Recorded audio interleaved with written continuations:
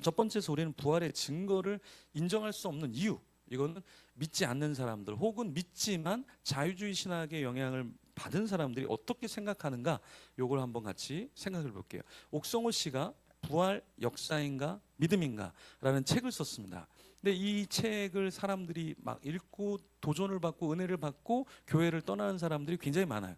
그래서 옥성호 씨가 유튜브로 많은 이야기를 설파합니다. 많은 이야기를 설파해요. 그래서 제가 옥성호 씨에 대한 이야기를 몇 개를 올렸는데 굉장히 핫 이슈가 돼서 많은 사람들이 보면서 이렇게 저를 욕하기도 하고 옥성호 씨를 찬양하면서 옥성호 씨만큼 책을 읽었냐, 영어를 할 줄 아냐, 막 이런 얘기를 막 해요. 그래서 제가 영어 예배 설교자로 영어 예배도 했고 유학도 했고 제가 책을 많이 봤는데, 저는 이제 성서학을 전공했거든요. 그래서 시리아, 아람어, 히브리, 헬라어로 성서 사본학을 공부를 했거든요. 그래서 막 저를 공격하는 거예요. 그래서 얼굴이 왜 그러냐, 뭐 인품이 왜 그러냐, 그래서 너는 뭐 영어를 읽을 줄 아냐. 그래서 이 사람들이 왜 이런가. 근데 옥성호 씨가 하는 말이 이제 그 사람들이 들을 때는 굉장히 와닿는 거죠. 그 이야기들을 좀 우리가 살펴볼게요. 이 책에서 옥성호 씨가 이런 얘기를 해요. 자, 박근혜 전 대통령이 한 말이 있다. 이 말이 뭐냐? 야, 다 그렇게 구명조끼를 학생들이 입었다고 하는데 그렇게 발견하기가 힘듭니까? 이렇게 얘기를 했는데 이 박 전 대통령이 잘 상황을 모르고 이야기한 부분을 이야기하는 거예요. 그러면서 뭘 얘기하냐면 확실한 증거가 있으면 다양한 증거가 있다. 근데 부활은 다양한 증거가 그렇게 많이 있느냐? 그래서 부활은 없는 거다. 가짜다 이렇게 얘기하는 거예요. 그러면서 어떤 얘기를 하냐면, 자 그러면 역사적인 사실을 한번 살펴보자. 서기 79년에 베수비오 화산이 있었는데 그때 화산이 폭발했는데 18시간 만에 16,000명의 사람들이 다 생매장됐다. 이거는 확실하다. 왜냐하면 지금 2000년이 지났지만 이거는 증거가 너무 많아. 그러니까 이건 확실한데 부활은 증거가 많지 않은 것 같아. 그러니까 부활은 거짓말이야. 이렇게 이야기하는. 바울 말도 신빙성이 없는 것 같아. 왜냐하면 바울이 주님의 동생인 야고보밖에는 만난 사람이 없다라고 성경에 기록돼 있잖아. 그러니까 바울의 말도 신빙성이 없어. 그러면서 그 사람이 성경을 인용을 해요. 갈라디아서 1장 18절 19절 3년 뒤에 나는 게바를 만나려고 예루살렘으로 올라갔습니다. 나는 그와 함께 보름 동안을 지냈습니다. 그러니까 이 사람 외에 누구를 만났을까? 그러나 나는 주님의 동생 야고보밖에는 사도들 가운데 아무도 만나지 않았습니다. 이런 바울의 말을 믿을 수가 있겠느냐, 이렇게 보는 거죠. 그리고 복음서를 제일 먼저 쓴 저자는 마가인데 마가가 쓴 마가복음은 부활한 예수님을 만난 이야기가 없다. 그러니까 부활은 가짜다. 이렇게 이야기를 한다라는 거예요. 이 사람이. 이거 제가 얘기하는 게 아니에요. 또 이걸 클립을 해갖고 이 사람이 지금 부활이 없다고 세미나를 열어서 뭐 책을 나눠준다 그러면서 사람들을 뭐 이상하게 이끌고 가고 있다. 이러면 안 돼요. 예, 정신 바짝 차리셔야 됩니다. 그래서 이제 옥성호 씨가 뭐라고 얘기하냐면 마가복음에 마지막 장에 부활에 대한 얘기가 있거든요, 사실은. 근데 옥성호 씨는 16장 9절에서 20절에 부활의 내용이 있지만 그건 첨가된 거야. 후대의 사람들이 그거 믿게 하려고 그냥 후대에 첨가한 거야. 그러니까 마가복음에도 부활에 대한 내용은 없어. 이렇게 얘기를 하는 거죠. 그러니까 부활장으로 유명한 고린도전서 15장에 보면은, 자, 바울은 예수님의 동정녀 탄생을 언급하지 않는다는 거예요. 그러니까 이 바울의 신앙이 엉터리고 부활을 믿을 수 없다라는 거죠. 그러니까 제가 이런 논리를 펴는 사람한테 이런 거예요. 만약에 여러분이 책을 한 권 썼어요. 책을 한 권 썼는데 윤석열 대통령이라는 이름을 언급을 안 한 거예요. 그러면 이 사람의 논리라면 윤석열 대통령은 이 시대에 현존하는 대통령이 아닌 거죠. 왜냐하면 여러분이 책을 썼는데 거기에 대통령 이름이 없으니까 대통령은 없는 거랑 마찬가지라는 거예요. 그럼 이 말이 바울이 예를 들어서 고린도전서를 썼는데 바울이 거기에 고린도전서에 동정녀 탄생 얘기를 안 했어. 그러니까 동정녀 탄생은 거짓말이야. 이런 논리라면 이거는 말도 안 되는 결과를 초래하게 된다라는 거죠. 그죠? 그러면 다른 장에서는 안 썼냐 바울이? 다른 데서는 논했단 말이야. 그죠? 근데 굳이 여기를 딱 펼쳤는데 여기 책에 부활의 내용이 없네? 그러니까 바울은 부활을 안 믿은 거야. 이렇게 말해서는 안 된다라는 거죠.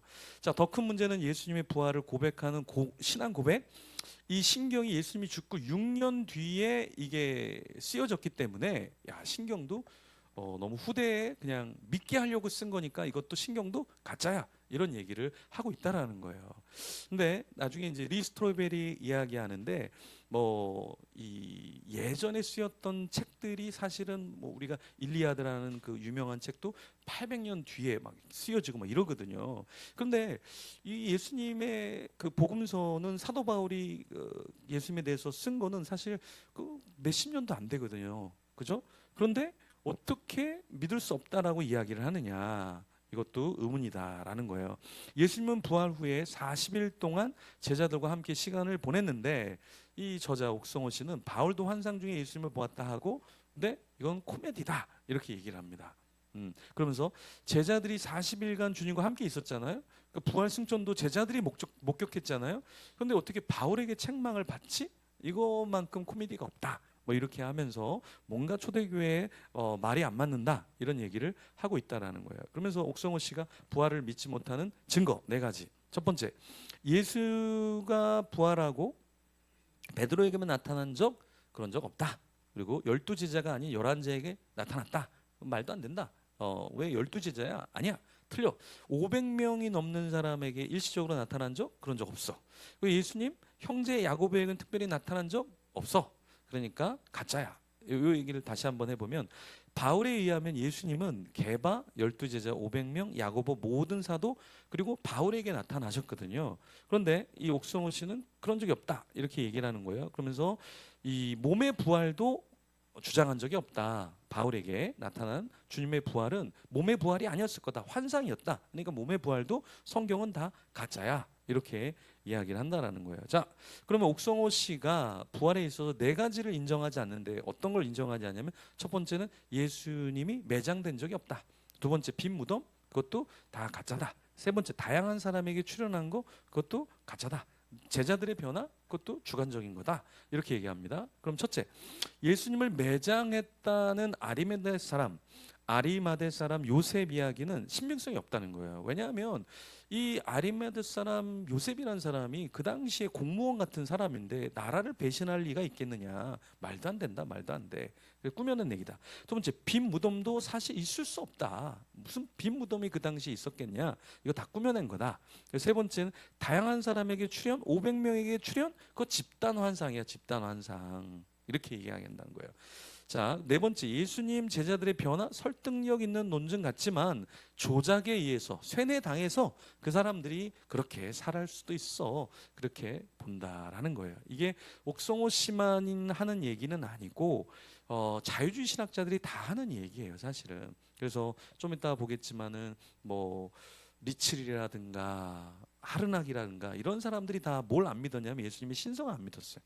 그리고 동전노 탄생 안 믿었어요. 그리고 부활 인정할 수 없다. 이렇게 다 똑같이 얘기를 했다라는 거예요. 그래서 우리가 전반적으로 어떻게 사람들이 부활을 못 믿는가, 왜 못 믿는가, 어떻게 생각하기 때문에 그런가, 그 파트를 조금은 이제 살펴봤습니다. 네.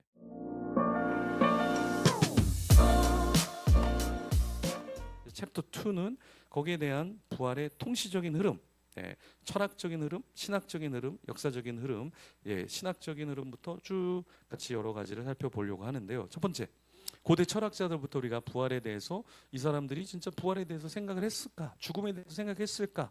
이 사람들은 죽음과 부활을 어떻게 생각했을까? 같이 한번 살펴보겠습니다. 소크라테스.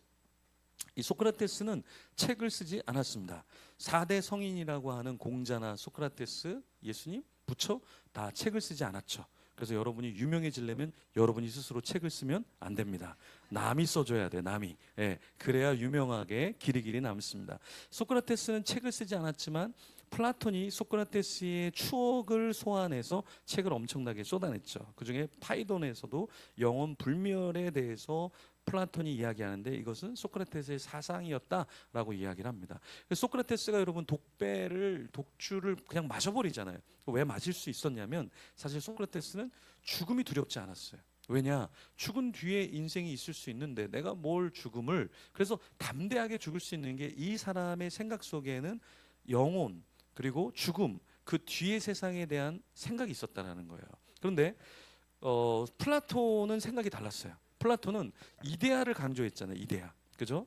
그런데 그 이데아를 강조했던 플라톤은 이 이데아와 이 물질 세계는 다르다고 여긴 거예요. 그래서 물질 세계인 이 육신, 육체는 영혼이 육체에 갇혀 있기 때문에 이 육체는 안 좋다고 생각을 한 거예요. 그렇죠? 이 사상이 이원론적인 이분법적인 이런 사상이 결국에 플라톤에게 있었기 때문에 육체의 부활에 회의적이었고 그런 것을 생각하지 못했다라는 거예요. 자, 여러분이 유명해지려면 전에 있던 사람, 나의 스승의 의견을 항상 반대로 가야 유명해집니다. 소크라테스는 영혼을 믿었지만 플라톤은 영혼과 육체를 나누어서 육체를 좋게 생각하지 않았어요. 그죠? 근데 이 다음에 플라톤 다음에 아리스토텔레스는 또 플라톤의 생각과 또 달랐어요. 어떻게 되냐? 육체와 영혼이 통합되어 있다. 그래서 함께 있다. 그런데 아리스토텔레스는 이 이데아의 더 영적인 것에 초점을 맞춘 것이 아니라 이 땅에 육체에 훨씬 더 초점을 맞췄어요. 그래서 부활보다 죽음 이후의 영혼의 세계보다는 현세의 덕을 쌓고 이성을 통해서 자신의 삶을 향상시키는데 더 목표로 삼았다라는 거예요. 그래서 철학자마다 스승과 완전 생각이 조금씩 다른 부분이 있죠. 에피쿠로스는 우리가 생각하는 쾌락이 아니에요. 육체적인 쾌락이 아니에요. 이 에피쿠로스는 아타락시아라 그래서 마음의 평정. 그래서 산보하고 아주 우리가 오늘날 얘기하는 소확행 이걸 추구했던 사람들이 사실은 에피쿠로스 학파예요.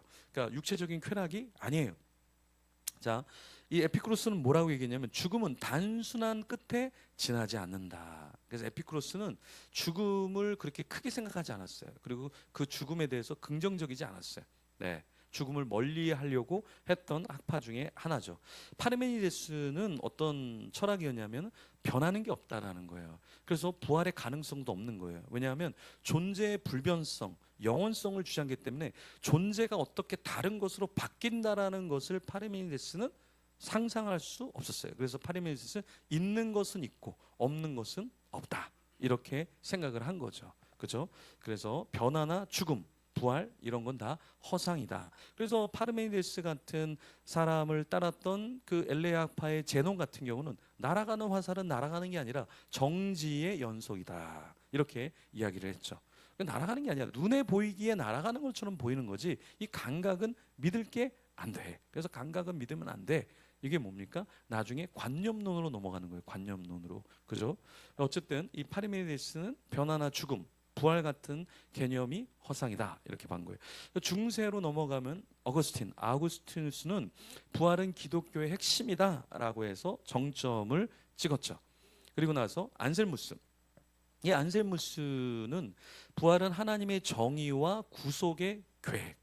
그래서 이거는 굉장히 기독교 안에 중요한 것이다라고 본 사람이 바로 안셀무스다. 그래서 부활을 신학적인 논리로 해석해내도록 만든 거예요. 그러니까 안셀무스는 사실 신학에 있어서 굉장히 큰 인물인데 하나님의 그 존재의 증명을 하려고 한 사람이 안셀무스였어요. 그래서 하나님이 위대하신 분이고 존재하는 자다. 존재하는 자는 실존하고 실제로 우리가 느낄 수 있고 그러한 존재다. 그래서 신은 위대한 인물이기 때문에 존재할 수밖에 없다. 이런 이야기를 한 사람이 안셀무스였다.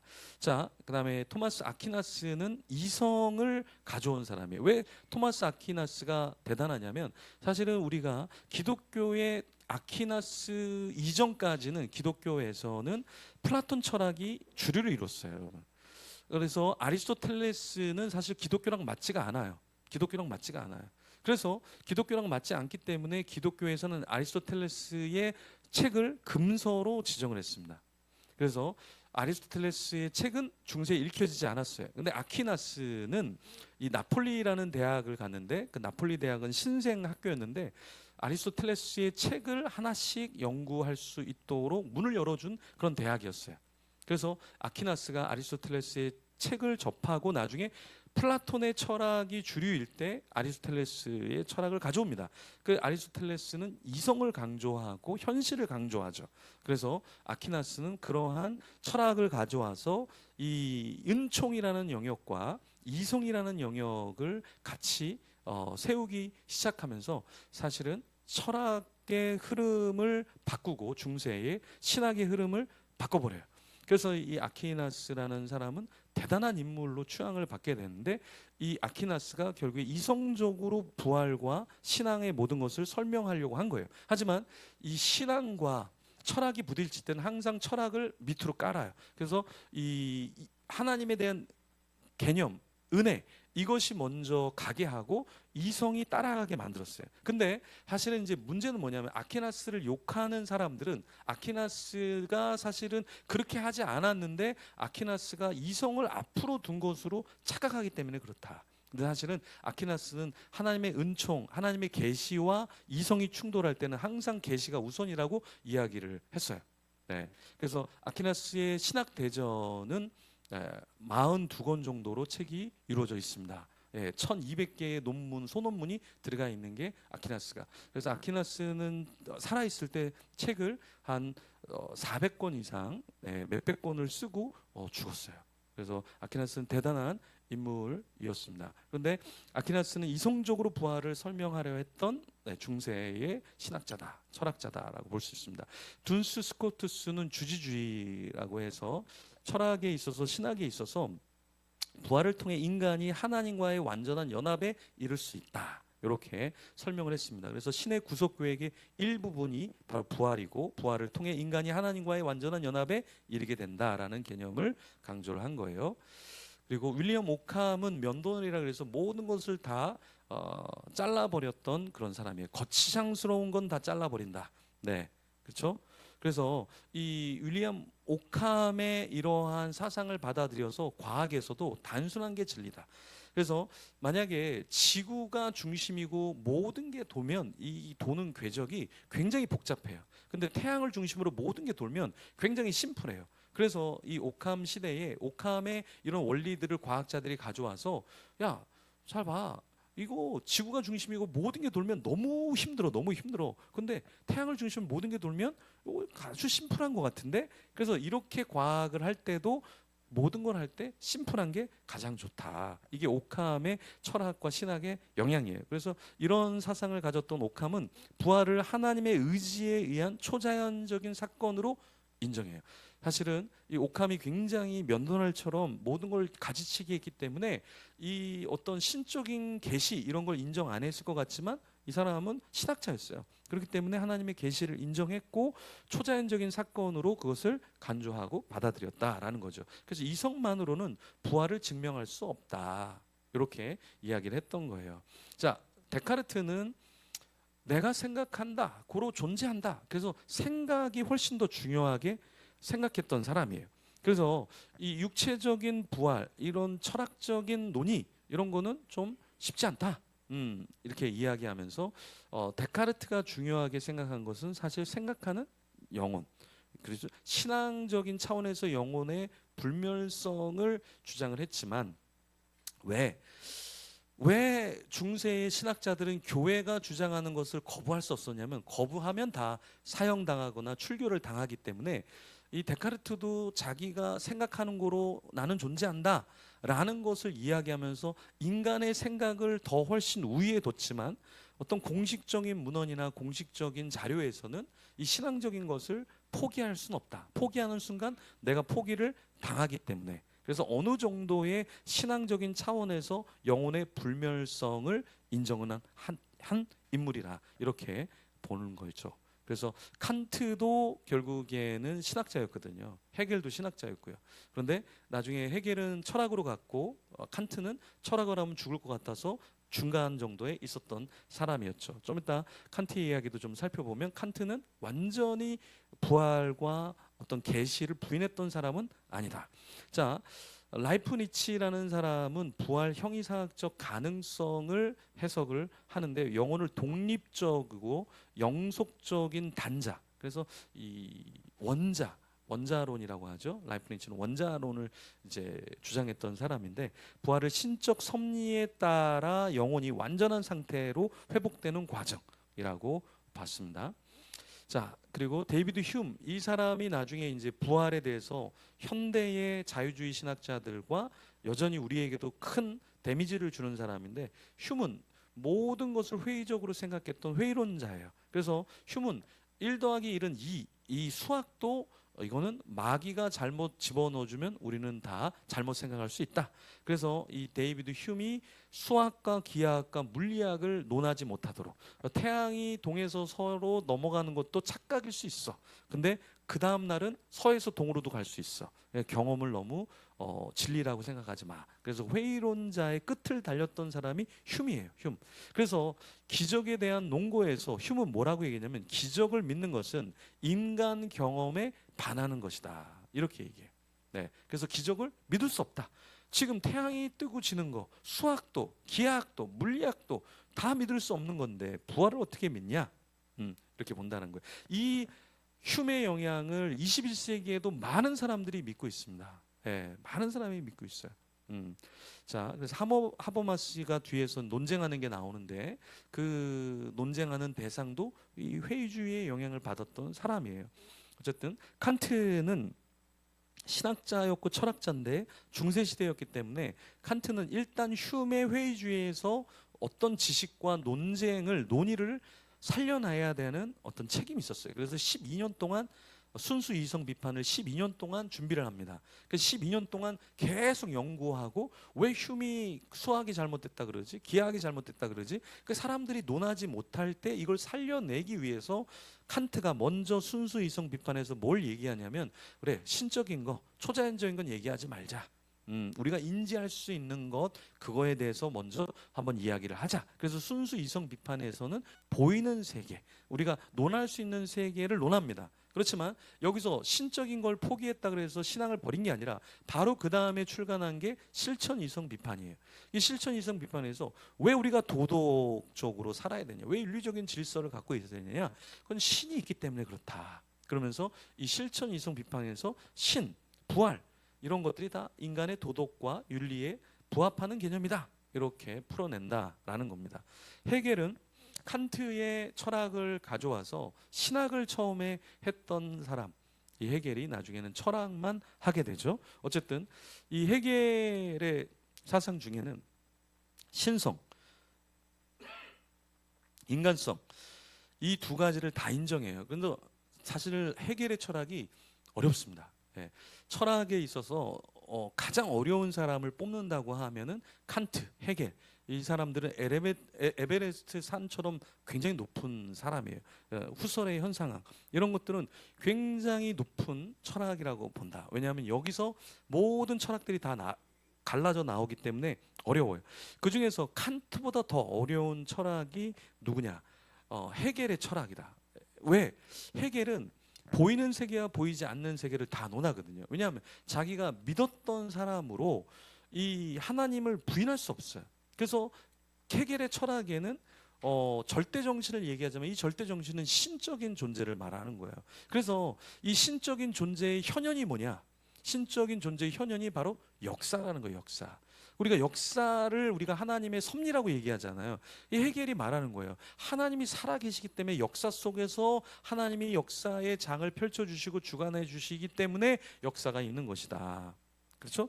그래서 헤겔은 부활 또한 신성과 인성의 통합으로 변증법적으로 봤다라는 거예요. 그래서 이 부활을 통해서 예수 그리스도의 신성과 인성의 통합을 우리가 볼 수 있고 해석할 수 있고, 역사 발전의 궁극적인 목적을 드러내는 사건이 바로 부활에 있다라는 것이죠.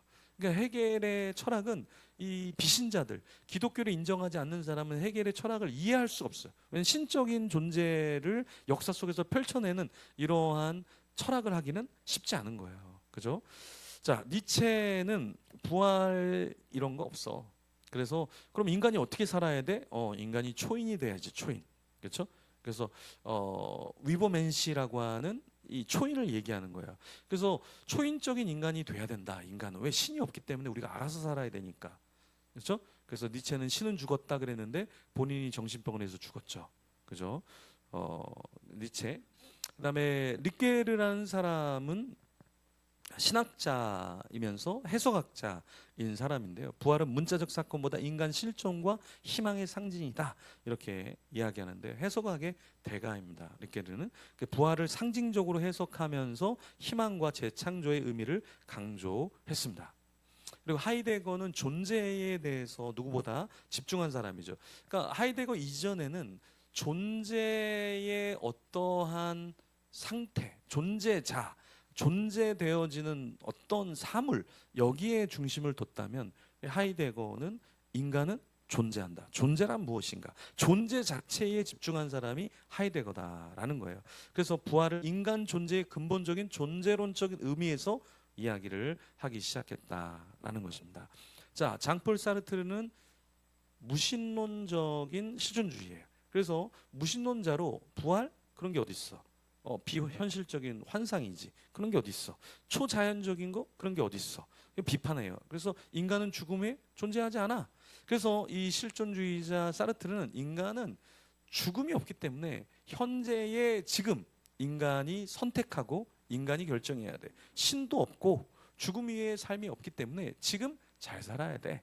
그래서 옥성호 씨도 이 이론을 따라서 옥성호 씨도 죽음을 인정하지 않아요. 죽은 뒤에.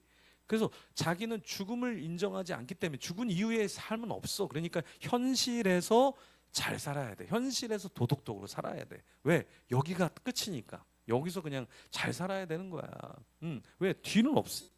네, 지금이 중요하니까 이렇게 생각한다. 이게 실존주의의 사상의 내용이다. 자, 슬로브의 지적. 근데 현대 철학자들은 부활이라든가 십자가라든가 이걸 되게 많이 논해요. 근데 왜 지적이 이 부활에 대해서 논하느냐? 이 지적이라는 사람은 마르크스의 철학에 영향을 받았던 사람이기도 하고요. 근데 그 마르크스의 혁명 이것을 받아들이면서 주체의 자기 혁신. 근데 이 부활이 이런 내용을 갖고 있었다는 거예요. 자, 질서의 출현. 그러면서 지적은 부활을 신학적이고 철학적인 상징의 해석으로뿐만 아니라 주체의 전환, 혁신적인 변화를 의미한다. 이렇게 봤다라는 거예요.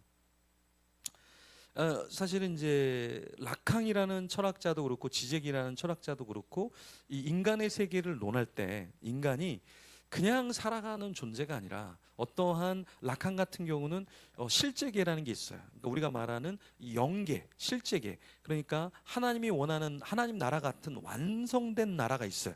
그러니까 라칸은 그 실제계가 있는 세계를 우리가 살고 싶은 이 우리는 상징계에 살고 있다 이렇게 본다라는 거죠. 그러니까 존재를 따질 때 처음에 원초적인 단계가 있고 그리고 우리가 사는 이 세상이 있고 그리고 완벽한 세상이 있는데 이 완벽한 세상을 인간이 우리가 추구하다 보니까 이 현상계에서 우리는 결국에 공고할 수밖에 없다라는 거예요. 그러니까 이런 개념이 사실은 현대 철학자들에게 있어요. 그래서 라칸 같은 경우도 왜 우리는 현대인들은 굉장히 괴롭냐?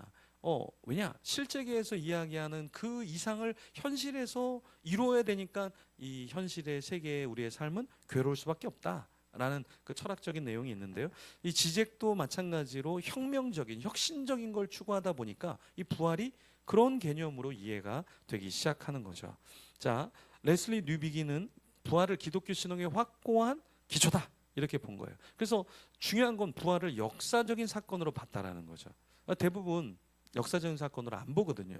근데 이 뉴비기는 부활을 통해 기독교 신앙의 진리성, 사회적인 임무를 확증하는 중요한 사건이다 이렇게 봤다라는 겁니다. 자, 엘빈 플랜티카라는 사람은 아주 위대한 대단한 철학자, 신학자예요. 그래서 이 사람은 신학자이기도 한데 사실은 지금 21세기에 현존하는 철학자 중에 대가입니다. 여러분만 모르시지 일반 사람들은 엘빈 플랜티카를 다 압니다. 아주 유명한 사람이에요. 예, 살아있는 사람이에요. 그래서 이 엘빈 플랜티카가 보증이라는 내용의 책을 시리즈로 냈는데요. 거기서 얘기하는 게 뭐냐? 자, 너네 진화론자, 너네도 믿음을 갖고 진화론을 하고 있는 거야. 왜냐하면 이게 물건이 어떻게 어떤 세포가 야 어떻게 이게 출현할 수 있어? 어떻게? 너네 맨날 얘기하는 게 뭐 검증 가능해야 되고 과학적이어야 되고 반복적이어야 된다며. 근데 세포가 어떻게 번개를 딱 쳐갖고 탁 만들어졌는데 그거 재현해봐, 재현해봐. 못해? 근데 어떻게 기원을 그렇게 그따위로 설명하냐? 그래서 이 엘빈 플랜트가 뭐라고 하냐면 너네 진화론, 너네는 엄청난 믿음이 필요한 거야. 그지? 기독교도 믿음이 필요한 거야. 모든 건 다 믿음으로 시작을 하는 거야. 그래서 사실은 이 엘빈 플란티카가 이 현존하는 철학자들과 다 대결을 해갖고 이긴 사람이 이긴 사람. 그래서 현대의 무신론자 철학자도 이 엘빈 플란티카 앞에 가면 말을 못하는 거예요. 왜냐하면 이 사람들도 다 믿음으로 하는 거거든. 여러분 진화론 잘 보십시오. 믿음이 있어야 진화론을 할 수 있다. 그렇죠. 마이크를 이렇게 딱 공중으로 던졌는데 마이크가 갑자기 막 부품들이 슉 해갖고 마이크로 딱 만들어졌다라는 게 그게 진화론이잖아요. 진화론. 여러분 단백질 하나가 만들어지려면 아미노산 하나가 만들어지려면 DNA 하나가 만들어지려면 얼마나 복잡한데 얼마나 복잡한데 그죠? 근데 그게 어떻게 우연히 만들어지냔 말이에요. 우연히 만들어지냔 말이에요. 그러니까 이런 것들이 다 뭐냐? 다 믿음에서 시작되는 거다. 그죠? 그걸 엘빈 플랜티카가 이야기를 했고 플랜티카는 부활도 합리적이다. 논리적이다. 이렇게 얘기합니다. 그러면서 부활이 단순히 신앙의 문제가 아니라 사실 철학적 논증의 중요한 주제다. 그래서 논리 정연하게 이 부활에 대해서 신앙에 대해서 설명하는 사람이 바로 플랜티카예요. 그래서 엘빈 플랜티카의 책은 여러분들이 한 권 정도는 꼭 읽어보시고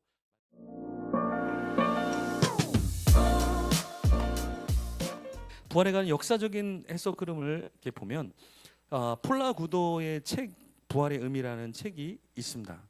여기에도 아마 있을 텐데 자 구도는 어떤 걸 이야기하냐면 헬라 철학에 대해서 조금 더 이제 다루는데요. 이 헬라 철학의 개념과 우리가 갖고 있는 부활의 개념과 어떤 차이가 있고 어떻게 기독교는 발전해 왔는가 이 개념을 조금 더 설명을 합니다. 헬레니즘 철학이라는 거는 이분법적이에요. 그래서 영과 육은 별로 같이 있기 어려운 거예요. 이분법적이기 때문에. 그래서 영은 거룩하고 육은 속한 안 좋은 세속적인 거 이렇게 보는 게 결국에 헬레니즘의 철학이거든요, 여러분. 그죠? 그래서 교회 안에도 그런 사상을 갖고 있는 게 바로 그런 거죠. 자, 이제 구원파적인 영주주의적인 이 신학의 특징이 뭡니까? 영주주의도 영혼 이거는 굉장히 좋은데 육은 그냥 아무렇게나 막 해도 돼. 이런 거. 만이교적인 사상 이런 것들이 헬레니즘의 영향이다라는 거예요. 그래서 물질 신체가 영혼의 감옥이다. 근데 사실 우리는 기독교는 이렇게 보지 않아요. 우리는 기독교는 육체의 부활을 이야기해요. 육체의 부활. 육체의 부활. 만약에 우리가 육체를 안 좋은 거로 생각했다면 육체의 부활을 성경이 얘기하지 않을 텐데 성경은 육체의 부활을 얘기해요. 예, 그래서 헬레니즘의 철학과는 기독교는 다르다. 이걸 여러분들이 정리를 하셔야 됩니다. 그럼 유대교 전통에서의 부활의 개념은 무엇이냐? 자, 초기 히브리 성경에는 부활의 개념이 명확하진 않지만 부활의 개념들이 계속해서 있어요. 영원히 사는 개념들이 창세기에 그 에덴 동산에서부터 생명나무, 그렇죠? 예, 그 영생을 주는 그 생명나무 이런 것들이 다 부활의 사상을 담고 있거든요, 사실은. 근데 이 유대교 전통에 보면 죽음 이후에 대한 이해 이게 수올이라는 것으로 갖고 있는데 수올은 음부의 세계. 네. 근데 이 수올은 지옥이 아니에요. 사실은 수올은 이 킹제임스에서 이 수올을 지옥이라고 자꾸 번역해 놓으니까 그런데 이 수올이라는 개념은 여러 개념이 있어요.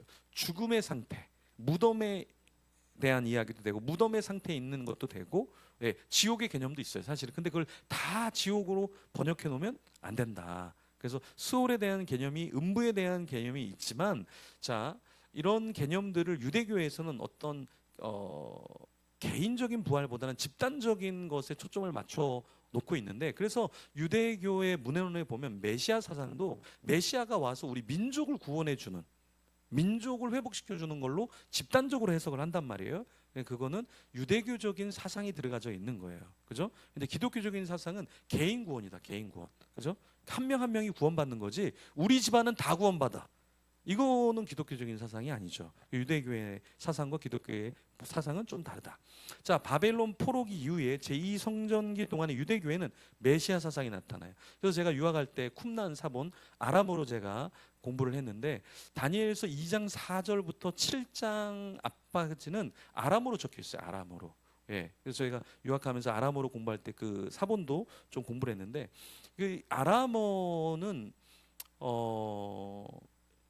히브리어랑 굉장히 비슷한 그 셈족 언어인데요. 이 주전 2세기, 3세기의 이 문헌에 보면 군주, 왕 이런 것을 뭘로 바꾸냐면 메시아로 다 바꿔요. 이름을 메시아로 바꿔버려요. 왜 그러냐면 그 당시에는 메시아 사상이 강하게 흘렀기 때문에 다 어떠한 왕, 어떠한 구출해주는 구원자 같은 느낌이 들면 다 메시아로 다 바꿔버렸단 말이에요. 그죠? 그래서 이러한 사상이 메시아 사상이 있는데 여기서 오는 이 종말론적인 부활의 개념은 정치적이에요. 정치적, 보복적이에요. 집단적이에요. 민족적이에요. 그죠? 그리고 이제 초대 교회의 바리새파의 구원, 부활 이런 것들은 바리새파는 부활에 대해서 이야기하지만 사두개파는 이런 영원한 세계를 인정하지 않죠. 부활을 인정하지 않죠. 그래서 초대교회 이렇게 이런 부활에 대한 사상들이 믹스되어 있다. 조금 다르게. 그리고 초기 기독교의 부활의 이해와 이제 대조점을 보면은 초기 그리스도교에서의 헬라니즘의 철학의 영혼 불멸 사상이 있습니다. 영혼은 죽지 않는다. 여기 있어요. 그런데 유대교의 종말론적인 부활 개념, 그러니까 마지막 때의 어떤 민족적인 부활의 개념, 이런 것들이 믹스가 되기 시작한다라는 거예요. 네. 근데 기독교적인 것과는 조금 다르다. 우리 기독교에서도 영혼이 불멸되지 않는다. 요거는 이제 우리도 믿고 있지만, 네. 우리 영혼이 계속해서 사니까. 그런데 어떠한 집단적인 것이나 어떤 메시아적인 정치적인 그런 부활의 개념은 아니다라고 봐야 되겠죠. 헬레니즘 철학과의 차별성을 두는 건 그럼 뭐냐? 헬레니즘은 육체, 물질 이런 걸 안 좋게 보기 때문에 이런 걸 별로 바라지 않고 논하지 않아요. 그래서 헬레니즘의 철학과 기독교의 사상은 대조를 이루고 있죠. 신체적인 부활을 성경은 이야기합니다. 그죠? 물질 세계도 긍정적으로. 그래서 나중에 주님이 오시면 이 물질 세계 자연도 회복을 한다. 자연도 지금 신음하고 있다라고 로마서에서 이야기를 하잖아요. 바울이. 그죠? 그 자연과 모든 것들의 회복을 우리는 이야기하는데 헬레니즘은 그렇게 보지 않는다라는 것이죠. 자, 유대교의 연속성과 변혁성을 보면 유대교의 종말론적 부활이 미래적이에요. 그죠? 근데 초기 기독교는 예수의 부활, 예수님의 부활이 미래적이고 종말론적인 것이 아니라 이미 시작된 이미와 아직이라는 개념. 그래서 첫 열매인 그리스도의 부활의 열매처럼 우리도 부활의 어떤 대상이야. 그래서 이미 부활을 소망하는 그런 신앙 공동체의 삶을 우리가 살아가고 있다라는 거죠. 그래서 유대와 헬레니즘 문화와의 상호작용을 보면 좀 독창적인데요. 초기 기독교는 유대의 전통적인 부활 개념을 갖고 있었어요. 그러면서 헬레니즘 세계관이 또 들어왔어요. 그렇죠? 그래서 이게 믹스가 됐다라는 거예요. 그래서 초대 교회 안에는 이런 철학적인 내용도 다 들어져 있었기 때문에 아테네에서 바울이 논할 때 헬레니즘의 청중들에게 얘기하는 거예요. 야, 너네 영혼이 불멸한다고 믿지? 요거는 헬레니즘의 철학 사상인데 너네 그런 거 믿지? 근데 내가 지금 그럼 그런 거에 대해서 한번 좀 얘기를 해볼게. 그러면서 그들이 뭘 알고 있는지를 싹 가져오면서 그 예수님의 부활이 있었는데 너네들도 그 첫 열매의 부활에 대해서 너네들이 좀 들어야 되고 너네도 그렇게 부활할 수 있어라고 해서 복음을 설명하기 시작했다라는 것입니다. 그럼 초기 기독교는 이러한 상호 작용 속에서 독자적인 신앙의 지평을 이제 열기 시작하는데 그것이 뭐냐? 이제 이미와 아직. 그러니까 미래에 있는 것만을 논하는 게 아니라 이미 우리 안에 시작된 부활에 대해서 논하면서 이미와 아직의 신앙을 만들고 우리가 갖기 시작한 것이죠. 과거의 사건이 과거로 끝난 게 아니라 현재와 미래에 연결되어지는 변혁적인 신앙의 중심을 갖게 된다라는 것입니다. 자, 폴러와 구도가 이렇게 헬레니즘의 어떤 철학적인 흐름과 기독교의 부활 사상을 이제 대비하면서 이야기를 나눴던 거고요. 자, 역사 논쟁을 우리가 살펴보면 그럼 역사적으로 부활은 어떻게 논쟁이 돼야 하는가?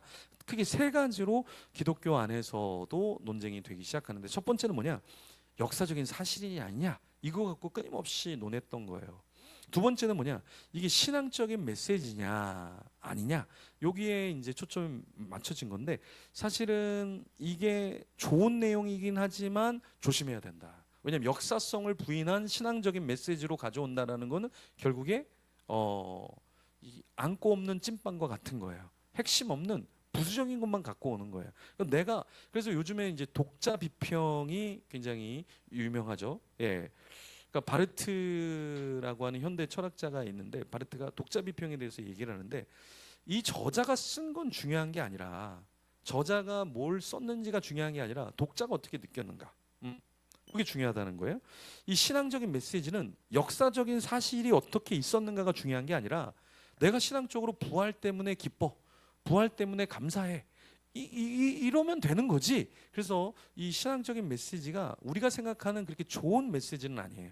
그래서 신앙 메시지가 들어가려면 역사적인 사실과 신앙 메시지가 같이 가야 된다. 세 번째는 뭐냐면 신화적인 해석. 이거를 그냥 신비 신화적으로만 보려고 하는 거예요. 이것도 흐름, 자유주의 신학의 흐름 중에 하나로 나오게 된 거죠. 자, 그럼 역사적인 사실로서의 부활을 보면 초대 교부들이 이런 것들을 인정을 했죠. 그죠? 그래서 부활을 역사적인 사실로 이해하고 굉장히 크게 받아들였죠. 대표적인 사람이 이제 이런 것들을 부인하기 시작한 사람이 누구냐면 리첼과 불트만 같은 사람은 자유주의 신학의 영향을 받고 실존주의 철학의 영향을 받아요. 리첼은 자유주의 신학의 대가고 불트만은 실존주의 철학, 그러니까 하이데거와 굉장히 친했어요. 그 당시 같이 현존하는 인물로 친했어요. 그래서 하이데거의 영향을 받아서 불트만도 결국에 실존주의적인 철학을 얘기를 하죠. 그래서 이 판넨베르크라든가 틸리라는 그런 신학자, 이 불트만 이런 사람들은 다 실존적인 철학을 합니다. 실제로. 왜냐하면 그 당시에 철학이 실존 철학이었기 때문에 영향을 안 받을 수가 없다.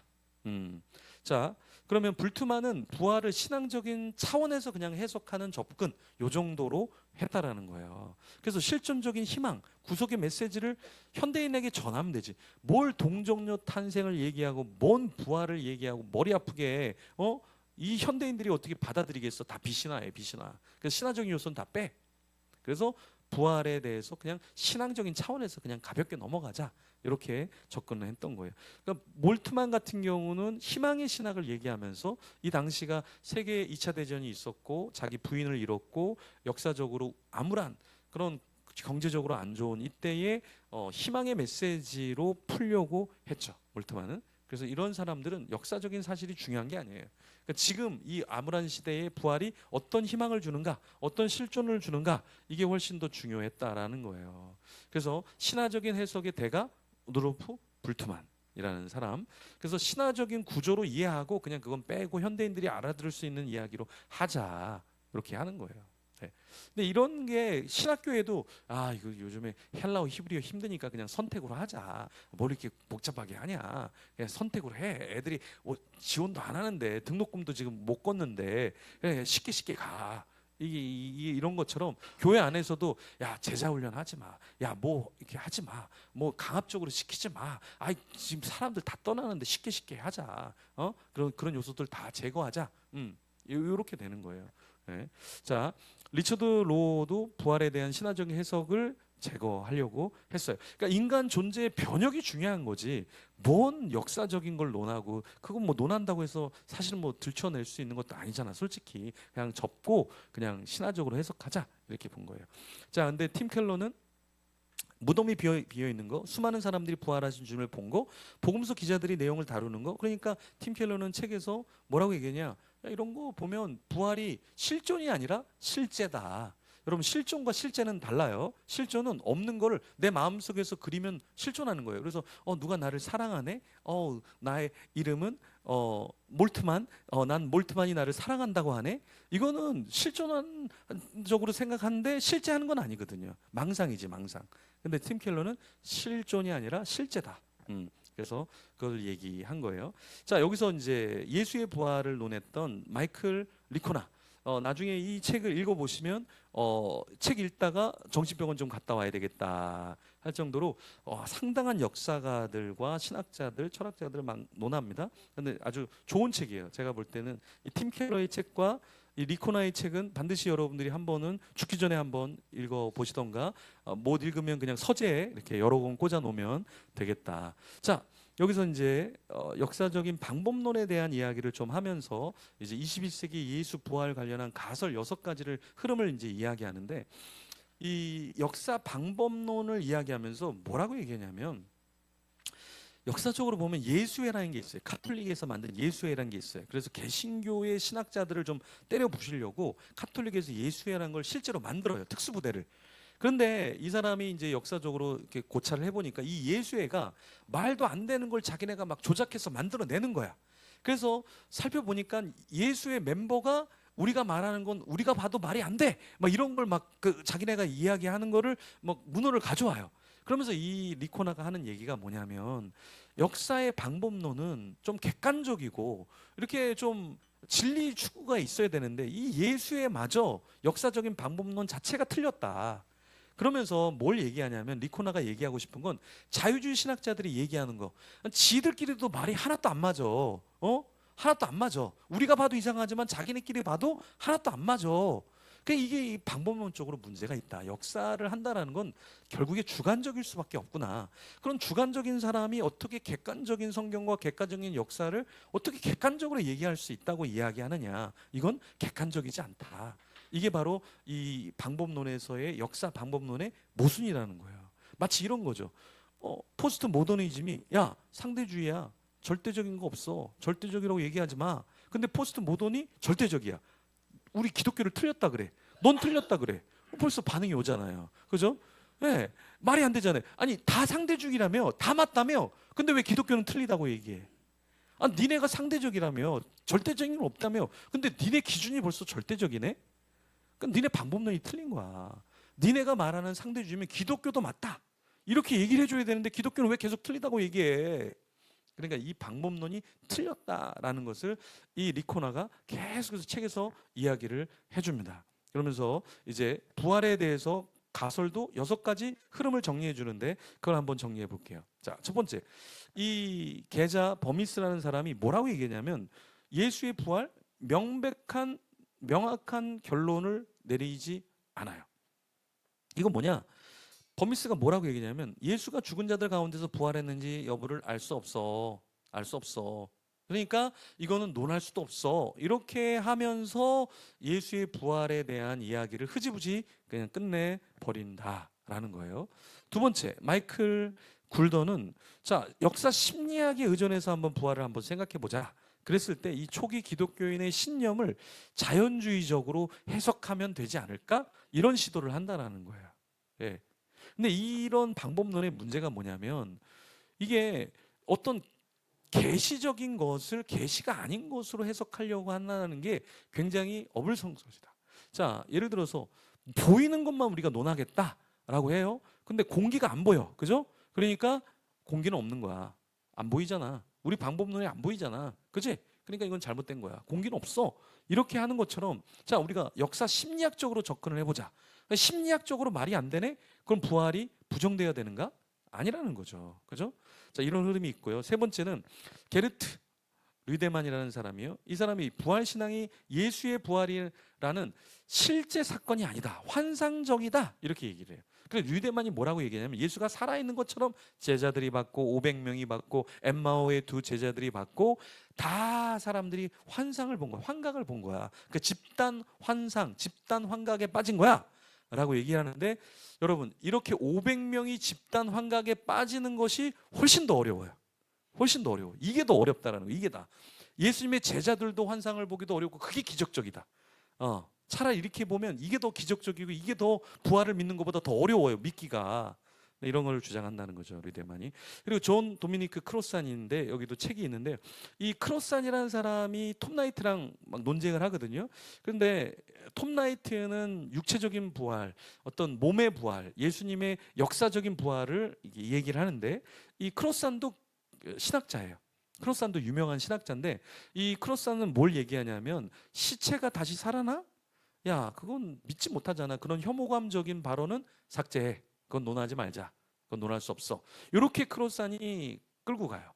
네, 이 사람도 아주 유명한 신학자고 굉장히 총망을 받는 사람인데 이 톰 나이트와는 완전히 대결 구조를 갖고 있다. 우리만 모르지 유명하다라는 거 꼭 여러분들 기억하시면 돼요.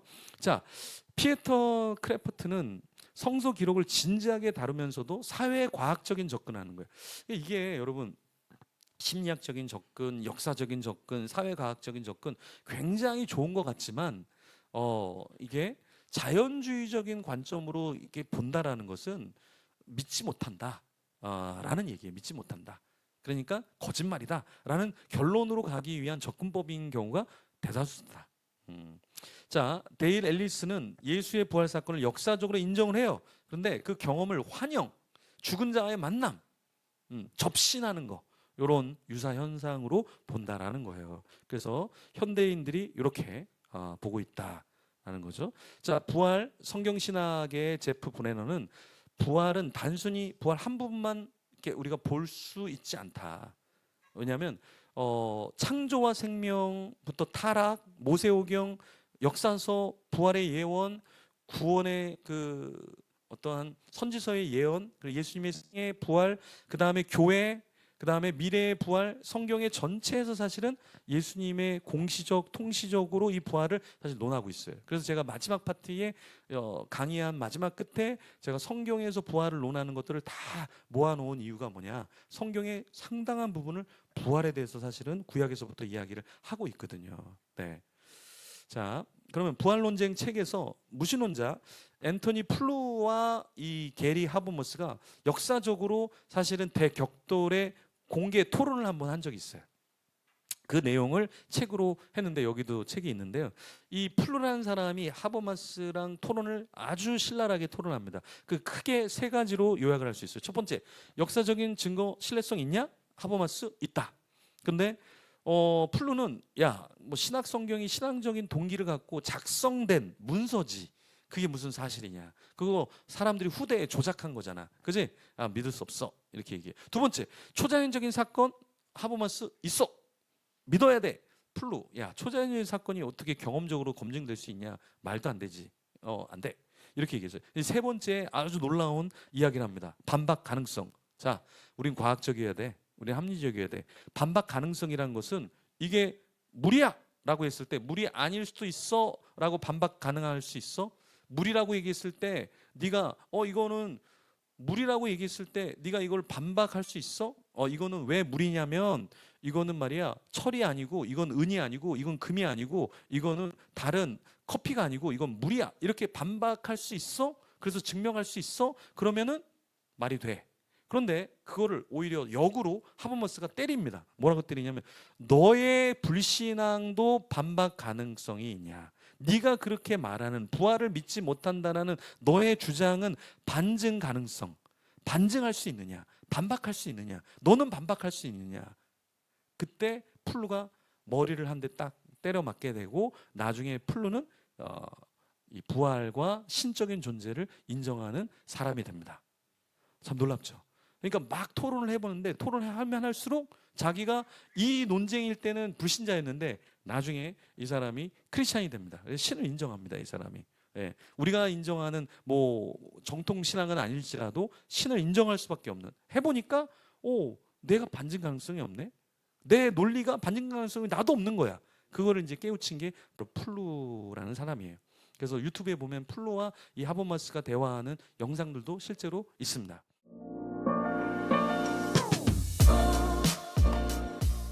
부활에 관한 신앙 역사 흐름을 한번 정리를 해보도록 하겠습니다. 자, 초기 교부들의 신앙은 단순한 어떤 부활이 아니라 구속 사건으로 인정을 하죠. 클레멘트 같은 경우 교부였죠.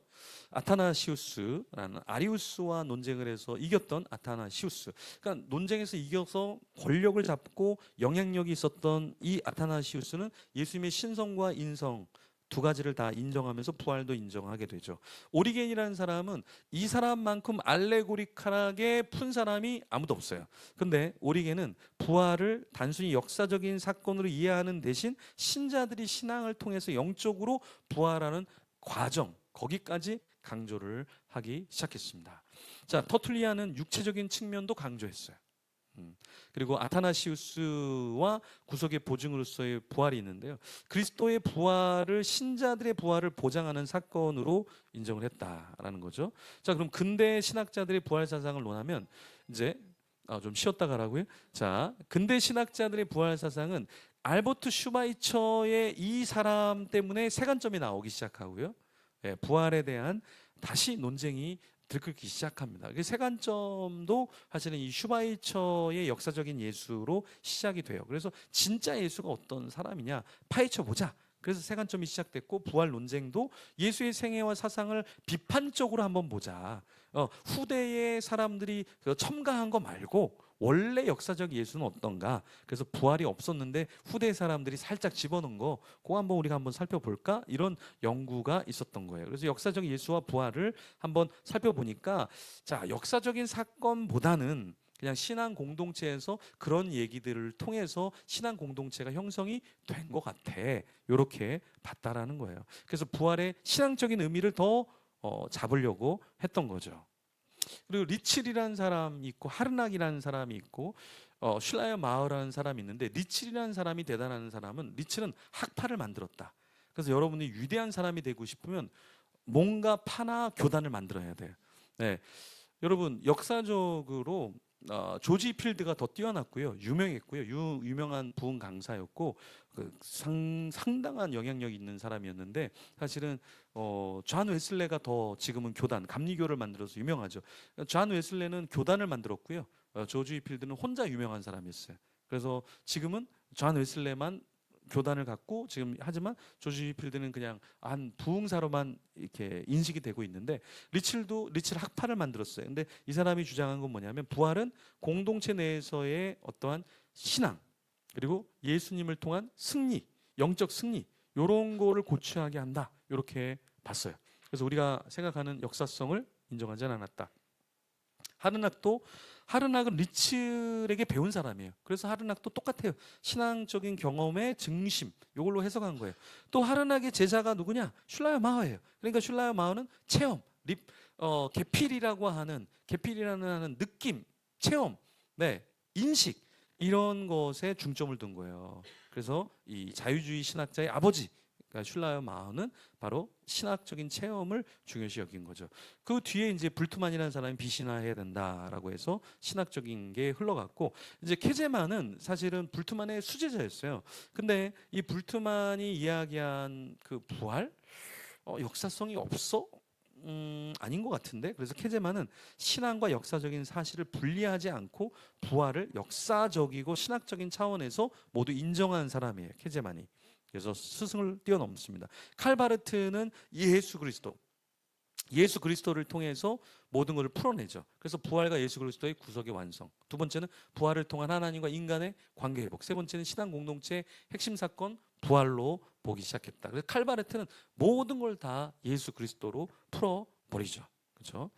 네. 그리고 몰트만은 아까 얘기한 대로 희망의 신학을 펼쳤죠. 그래서 예수님의 부활, 신앙적인 회복을 넘어서 인간과 창조물에 대한 궁극적인 구속과 희망을 의미하는 사건으로 봤다라는 거예요. 우리가 자유주의 신학자, 신정통주의 신학자들을 다 무시할 수 없는 게, 전통적인 신학자들은 어떠한 신앙의 어떤 형이상학적인 걸 많이 논한다면, 자유주의와 신정통주의자들은 이러한 공동체성, 그리고 어떠한 우주, 어떤 피조물, 이런 것에까지 신학을 넓게 펼친다라는 장점이 있다. 그러니까 너무 형이상학적인 게 아니라 자유주의와 신정동주의에서 우리가 배워야 될 건 뭐냐면, 이러한 창조물에 대한 구속, 그리고 우주적인 희망, 이런 것들을 논한다라는 건 좋은 거예요, 사실은. 자, 몰트만의 부활 신학은 현재와 미래의 희망을 다 얘기한다. 현재와 미래를 같이 이야기한다.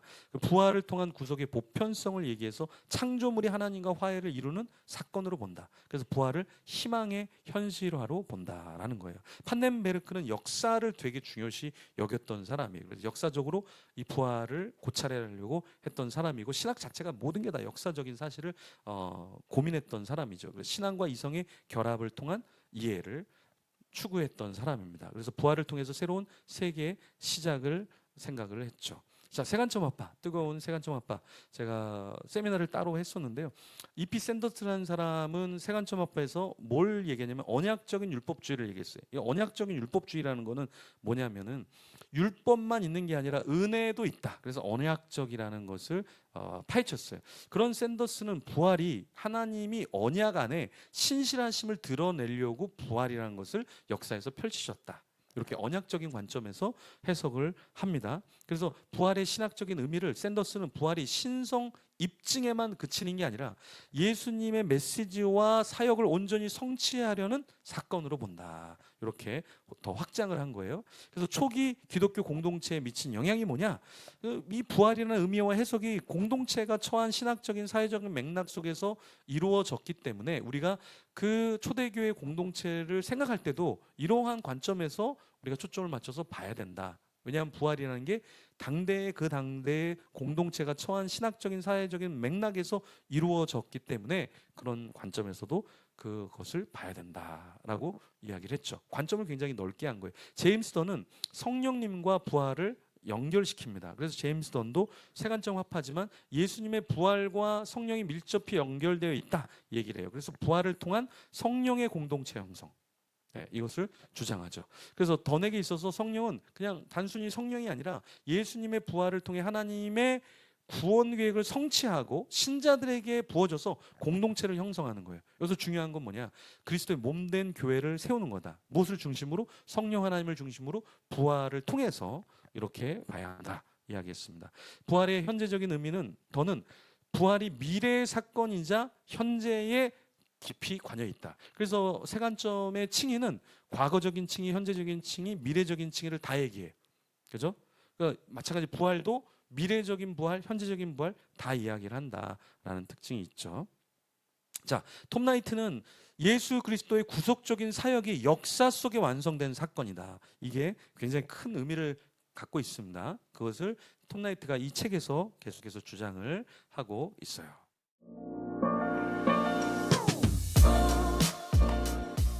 부활을 인정할 수밖에 없는 증거를 한 10분 정도로 이제 요약을 해드릴게요. 큰 산은 넘었고요. 이제 우리가 잘 아는 내용들, 조금 모르는 내용도 있지만 한번 짚어보겠습니다. 자, 리 스트로벨이라는 사람은 부인이 불신자여서 부인이 왜 저렇게 미쳐 있나 이렇게 추적을 했다가 기독교인이 됐죠. 그러면서 영화에서 예수는 역사다라는 영화를 여러분이 보셨을 거예요.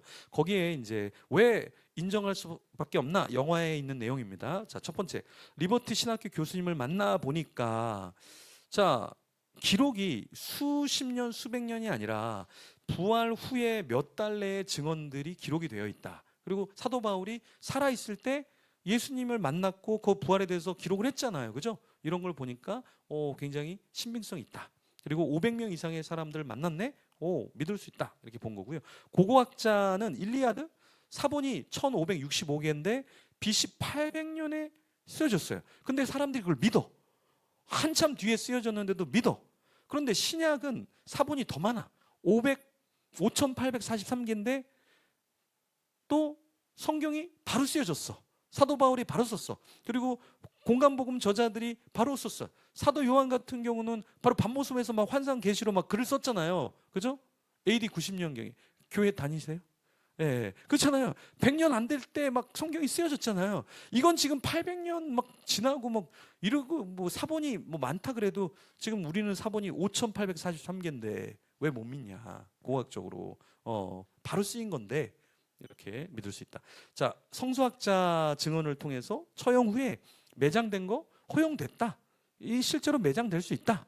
그리고 빈 무덤 증언한 사람들이 이렇게 많은데 그리고 여자를 증인으로 세운 거는 바보 같은 일인데 여자를 증인으로 세웠다는 거는 그 당시에 다 왜 그 사람이 증인이 됩니까? 말도 안 되게. 그러니까 진짜 꾸며내려면 남자들을 증언으로 세워야지. 제대로 꾸미려면 그렇잖아요. 똑똑한 사람 판사를 세워서 이렇게 해야 조작이지. 아니 조작하려고 하는 사람이 말도 안 되는 어린애를 데려다가 어린애한테 그거를 뭐 믿게 하고 말하게 하는 그건 말도 안 된다. 그래서 그 당시에 제일 증인으로 채택할 수 없는 여자들을 세운 것은 누군가를 속이려고 한 게 아니라 그 사실을 그냥 말하게 했던 것이다. 이렇게 변증하는 거죠. 그리고 미국의 신장 폐혈액 연구소 전문의를 통해서 기절설 말이 안 된다. 그 당시 십자가형은 기절해갖고 살아남을 수 있는 형틀이 아니다. 그리고 마지막에 예수님 옆구리를 찔리려고 했는데 이미 죽어 있는 걸 확인하지 않았냐, 그죠? 그리고 예수님 물과 피를 다 쏟았다고 돼 있잖아요, 그죠? 이런 것들을 통해서 다섯 번째.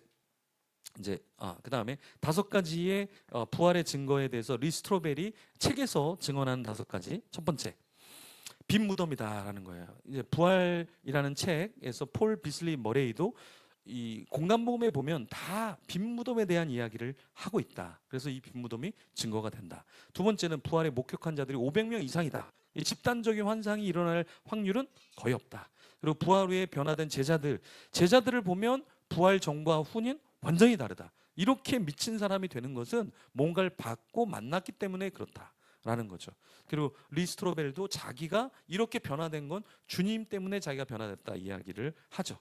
그다음에 부활 사건에 대한 초기 교회의 기록을 보면 십자가 부활의 복음이라는 책에서 정명호 저자가 예수님께서 십자가에서 죽음을 당하고 부활하신 것을 통해 우리가 토요일에서 안식일이었던 토요일에서 주일 예배를 드리는 것, 이것만 봐도 부활 사건이 얼마나 큰 것인지 우리는 알 수 있다라는 거죠.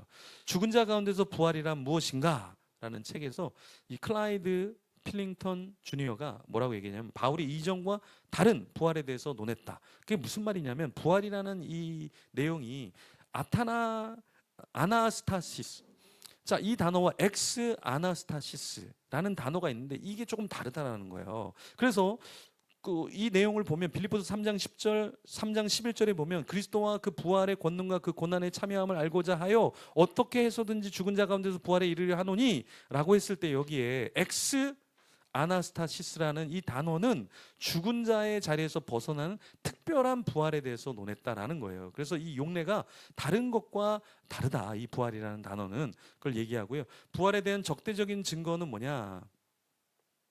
자, 전문가들의 의견은 어떠하다고 하는가? 이거를 우리가 이제 봐야 되는데요. 법학적인 증거를 보면 이 적대적인 자들이 말하는 것을 다 상쇄시킬 수 있고 역사적인 증거도 그렇고 과학적인 증거도 그렇고, 그래서 리스토로벨이 이런 사람들이 믿지 않는 사람들이 말하는 것들에 대해서 자기도 믿지 않는 사람으로서 파헤쳐 봤지만 그런 것들이 다 무시될 수 있다라는 것이죠. 자, 비기독교 역사적인 증거는 이 리코나는 뭐라고 얘기하냐면, 자, 한번 보자. 타키투스라는 이 역사책 연대기에서 보면 예수가 티베리우스 황제 치하에서 본디오 빌라도에게 처형당했다라는 게 기록이 되어 있다. 이건 기독교 문헌이 아니다라는 거예요. 두 번째, 요세푸스는 로마인을 위해서 기록되었다고 하는데 어떻게 기독교에 대한 내용의 십자가 처형 그리고 초기 기독교 공동체에 대해서 이야기하는데 거짓말을 하겠느냐, 그러면서 기적을 행한 사람이라고 적어놨거든요. 그래서 요세푸스의 기록에도 로마인들을 위해서 썼다면 로마인들에게 좋아할 내용을 써야 되는데 이런 내용을 썼다라는 것은 놀랍다라는 거죠. 폴리니우스는, 자, 이 로마 총독이었던 폴리니우스가 황제에게 보내는 편지에서 초기 기독교인들이 매주 예수께 찬송하며 모였다라는 기록이 있다라는 거예요. 그리고 루키아누스라는 이 책에 보면은 기독교인들이 십자가에 못 박힌 예수를 신으로 숭배했음을 기록하고 있어요. 네. 그래서 이걸 인정하는 내용들이 있다. 그럼 외경이라는 건 뭐냐면 개신교 성경에서는 제외됐지만 카톨릭과 동방 정교회에서는 인정하는 그러한 문헌, 그게 외경이라는 거죠. 네. 그 외경, 이사야 승천기에 보면 예언자 이사야의 환상을 통해서 천상의 세계와 그리스도의 강림 및 부활을 묘사하는 내용이 있습니다. 베드로 묵시록에는 부활 이후의 최후의 심판과 천국의 모습을 상세히 묘사하고 있어요. 에스라 5서에는 부활 신앙이 구약적 전통에서 기독교 신앙으로 확장되는 과정을 보여주는 내용이 담겨져 있습니다. 사도서신이라는 책에는 초대교회 사도들이 예수의 부활과 관련된 신앙을 고백하면서 이를 신자들에게 전하는 내용이 기술되어 있어요.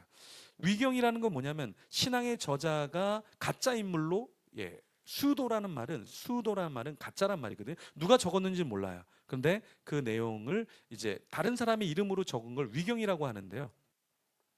자, 베드로 복음서에는 어떻게 나와 있냐면 예수님의 부활에 관한 상세한 묘사를 포함하고 있어요. 초자연적 요소가 과장되어 있긴 하지만 역사적인 신뢰성에 문제가 제기되는 부분도 있지만 부활에 대한 내용이 들어져 있다. 그리고 도마복음서는 영지주의적으로 적혀 있지만 여기에도 부활 사건에 대한 직접적인 언급은 없지만 예수님에 대한 신성, 이 부분들이 기록되어 있죠. 세 번째, 빌립복음서도 부활의 신학적인 의미를 강조하고 있고 정경 문헌에 비해서 후대의 관점을 반영하고 있다.